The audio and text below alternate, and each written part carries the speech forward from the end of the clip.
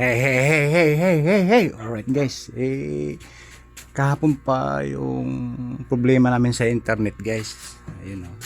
Nagre-red light siya guys, nagre-red light. Ngayon, May 26 pa yun, tapos May 28 na ngayon. Nagte-text tayo, hindi maaga nagre-reply. Pero pagdating sa payment o bill, nagre-reply ka agad. Kaya sabi daw ko no, pupuntahan ngayon at may naramdaman ako sa labas, parang may inayos yata, parang dumating na yata sila. Kasi nga, yun yung hinaing ko na pwedeng dapat tignan, hindi yun lang sa P-bills agad activated sila. Sa mga kunting hinaing, katagal-tagal mag-reply. Ngayon nandito sila, parang andito sila kasi na tumawag nga natin isang araw pa, nag-text natin isang araw. Ayan nga, yung service nila guys sa RM Internet. Ayan boss, mga boss, sa RM Internet hindi, naayos na. Bakit may naglalag ba yung ayun pala si boss yata oy, yung pala nagpunta dito sa bahay, nag-istila nun. Kasi boss may kuno kasi baka kako dito sa linya kasi nagre-red light kami. Dito lang kaya? Kasi yung yung naglalag na may nakikisagap. Kasi may nakikisagap kasi nun. Namin Ngayon pinilitan namin ng password. Okay, success naman. So pangalawang password kasi mayroon na naman nakikisagap. Di success naman. Ngayon pina-restore ko lahat yung doon sa may dashboard ng sa page, sa wifi. Kaso nga lang boss, biglang nag-red light. Baka dyan pinanggalingan, di ko alam kung sa amin nang gagaling yung pagka-restore. Ngayon nag-text ako nung nakaraang May 26. Yun may todis na ngayon Bakit boss sa opisina? Boss, sa opisina niyo, bakit sa opisina niyo pag nag-text ka ngayon, boss makalawa pa ng reply? Pag may kinakuting hinay, may problema, anong suggest niyo doon? Ha? Marami. Wala nang problema doon. Ibig sabihin, dapat nag-text sila na halimbawa sir, hindi namin matignan. Boss, makalawa, schedule natin. Walang ganun Pero nagtaka lang ako, boss, pag sa payment ang pinag-usapan, nagsisilundagan pa, nagsisitakbuhan pa. Ora mismo, matagal na yung 5 minutes, 2 minutes, reply agad. Dapat ganun. May malaking pinagkaiba Doon ako naninibago. Pag sa payment, ang bilis magre-reply, pero pagka kunting hinain, alright guys, yun pala yung gumagawa na yun matagal na, madalas 3 beses na nagpunta dito yan si boss. Alright, sige, titignan natin. Hoy! Aso na to. Bukang kuha sige, halika. Ayun, titignan na guys.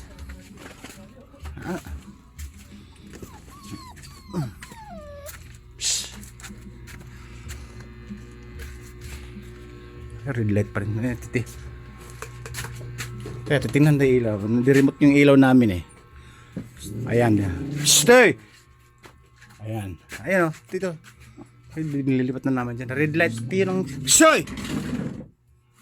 Jay! Halika nga. Yun yata yung ginagamit mo yung cellphone pagkawan dito. Andito na yung gagawa ng wifi. Jay!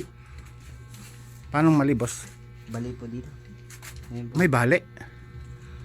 Doon kaya yan? Kaya po pa wala yung nagbiblink. Doon kaya yan? Kita pag minsan po ba nagbiblink to? Basta basta red light lang napansin namin. Napansin lang nag-red light lang nung Jay! Yan! Yan! Alright guys, sa hinaing natin, ngayon palang titignan yung linya ng wifi natin. May 48 hours na guys na wala kaming signal ngayon palang pupuntahan. Alright? Titignan palang kinuha yung gamit Pasok kayo.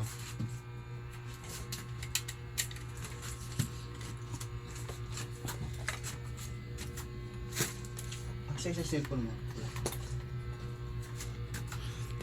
Ayun siya.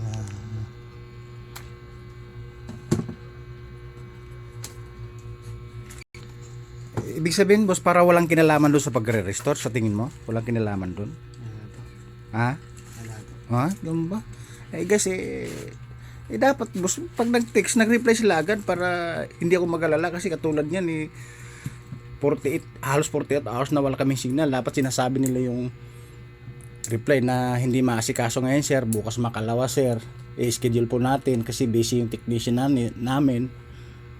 Walang reply. Kung hindi pa ako parang nagalit doon sa text na pangalawa, hindi sila magre-reply ngayon, ang sabi ko naman, ba't ka ako pag sa bill payments, ang bibilis na magsisi-reply, wala pang 2 minutes, re-reply kayo kaagad. Yun ang sabi ko. Malaki yata ako pinagkakaiba. Dapat sinasabi niyo pag nag-text yung customer o consumer niyo. Kasi yung bayad namin, buo naman. Kahit na walang signal na 1 linggo, buo pa rin ang binabayaran namin monthly, di ba? Wala namang bawas dun, wala namang labis, wala namang kulang. Katulad ko, nagbablog ako, kailangan ko yung communication. Yun yung sabi ko sa kanila. Una pa lang ako, nagpakilala na ako na nagbablog ako. Ewan ko lang kung nakapalo ka, baka yung kasama mo. Ay guys, dyan pala pinanggalingan sa puno kasi may bali daw sabi ni boss. Hindi pala dahilan dun sa pagka-restore ng medyo sa page sa dashboard sa mismong wifi, alright? Makakapala yun siguro.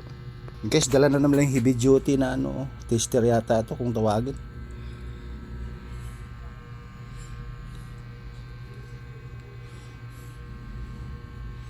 Pero namumula.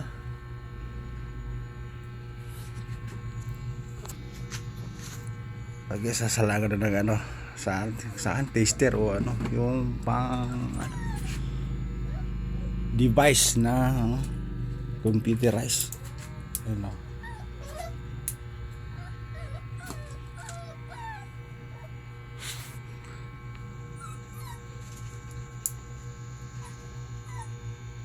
Basic lang sa anak ko yung pagpawit ng password, kaya lang nag-red light, hindi namin kayang kapain. Paano yung the moment of truth? Sigurado magkakasignal na kami.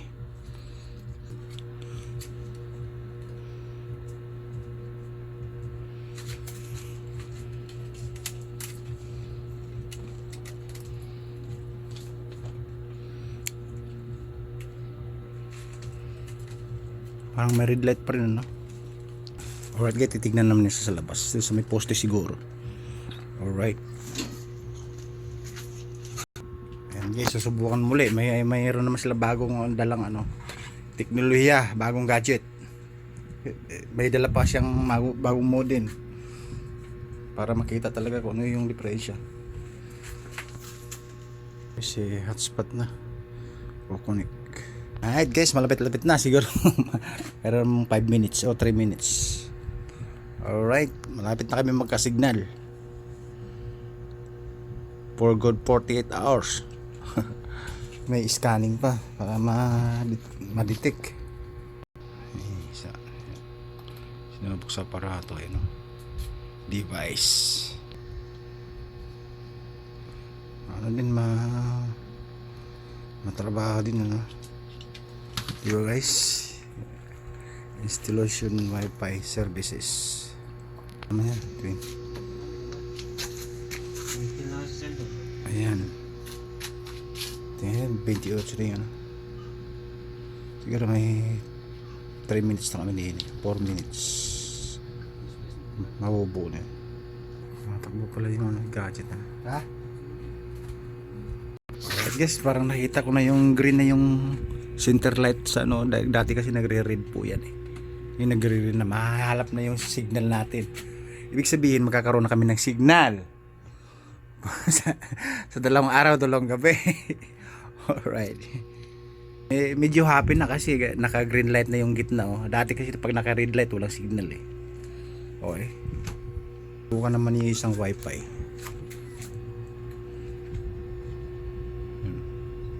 Loading pa. Red light lumalabas. Pero boss, pagbasal na kinakabit parang bilis lang install na pagbasal. Dati kasi nag-install ka dito parang kabilis. Iba pala yung talagang ano nila, i-tune in mo lang. Mabuti para magiging standard eh. Alright guys, tatapusin ko muna yung video. Siguro mga 3 minutes lang hinihintay o 2 minutes. Alright, bababa ko muna. Magkakaroon na kami ng signal. Right now, right din. Days. Alright? Babu.